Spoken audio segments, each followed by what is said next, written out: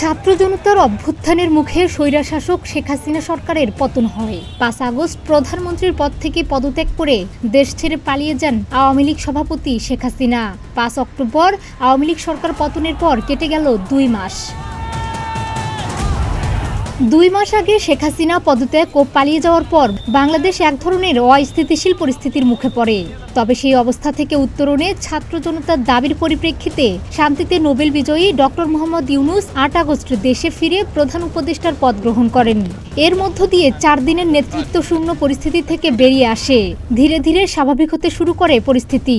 আমাদের কাজ হলো যে স্বপ্নের পেছনে দাঁড়িয়ে সে বুক পেতে দিয়েছিল সেই স্বপ্নকে বাস্তবায়ন। ঘটনাবহুল এই ৬০ দিনে অনেক ঝক্কি সামলে ওঠার চেষ্টা করেছে অন্তর্বর্তীকালীন সরকার। এর মধ্যে প্রশাসনের শীর্ষ পদে রদবদল করা হয়েছে। আইন শৃঙ্খলা রক্ষাকারী বাহিনীর ইউনিটগুলোতে এসেছে বড় পরিবর্তন।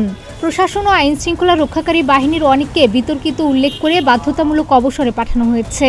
গঠন করা হয়েছে সংস্কার কমিশনও। মেট্রো রেলের ক্ষতিগ্রস্ত মিরপুর কাজীপাড়া স্টেশন দ্রুত সময়ে সংস্কার ও চালু হয়েছে। মিরপুর ১০ নম্বর স্টেশন শিগগিরই চালু হবে। পলিথিন ব্যবহার বন্ধে কার্যকর পদক্ষেপ শুরু হয়েছে। ঢাকায় বিমানবন্দর ও আশেপাশের এলাকা হর্নমুক্ত ঘোষণা করা হয়েছে। গত ২ মাসে মুদ্রাস্ফীতিতে কিছুটা নিম্নযাত্রা দেখা গেলেও জনসাধারণের স্বস্তির জায়গা এখনও অনেক দূরে। গত ২ মাসেও ভোগ্যপণ্যের গড় দাম বেড়েছে প্রায় ১৬%।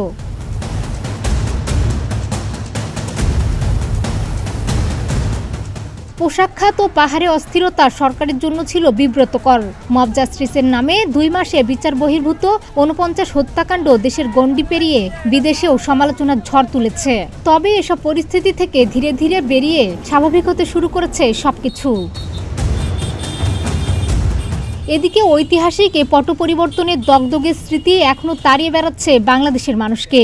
বৈষম্য বিরোধী ছাত্র আন্দোলনে পুলিশ সহ আইন শৃঙ্খলা রক্ষাকারী বাহিনীর গুলি ও আওয়ামী লীগের সশস্ত্র সন্ত্রাসীদের হামলায় প্রাণ হারিয়েছেন শিক্ষার্থী সহ নানা পেশার ১,০০০-এর বেশি মানুষ। চোখের আলো নিভে গেছে ৪০০ জনের। শরীরে বুলেটের ক্ষত নিয়ে হাসপাতালের বিছানায় কাতরাচ্ছেন শত শত মানুষ।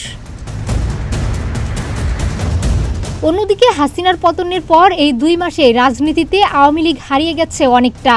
কারণ দলটির প্রায় সব পর্যায়ের নেতাকর্মীরা পলাতক। শীর্ষ নেতারা বেশিরভাগ জেলে। অনেকে পালিয়ে আশ্রয় নিয়েছেন ভারতে। নেই কোনো দলীয় কর্মসূচিও। ডেস্ক রিপোর্ট, প্রতিদিনের বাংলাদেশ।